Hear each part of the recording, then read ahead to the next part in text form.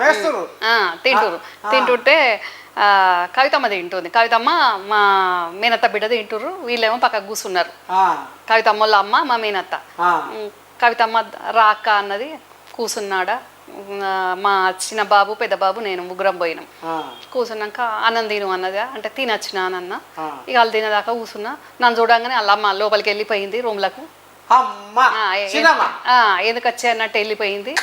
వెళ్ళిపోయినాక నేను కవిత తింటుంటే మాట్లాడినా ఎట్లుంది ఏంది అని అంటే బ్లడ్ ఎక్కిస్తుర్రు ఎక్కించుకుంటలేడు లొల్లు చేస్తుండ్రు అన్నాక తినేదాకా ఆగిన. తిన్నాక పాసుద్దాంపా అని అన్న. అంటే ఆ లోపల ఆ పాటికే తెలిసిపోయింది అది దుష్టశక్తికి నేను వచ్చినా అని నన్ను నాకు అడ్డపడటానికి. కవిత తింటనే ఉంది. ఓ ముఖానికి ఒక ఇట్లా ఫోన్ ఉన్నది. ఫోన్ రానే వచ్చింది. ఫోన్ వచ్చింది. ఫోన్ మాట్లాడింది. నేను వచ్చినాని మనకి తెలిసిందేమో దుష్టశక్తికి ఏం చెప్పిండో ఏమైందో. తిన్నాక పోదాంపా చూద్దాంపా అని అన్నాక అది లొలి చేస్తుండట రక్తం ఎక్కించుకుంటానికి.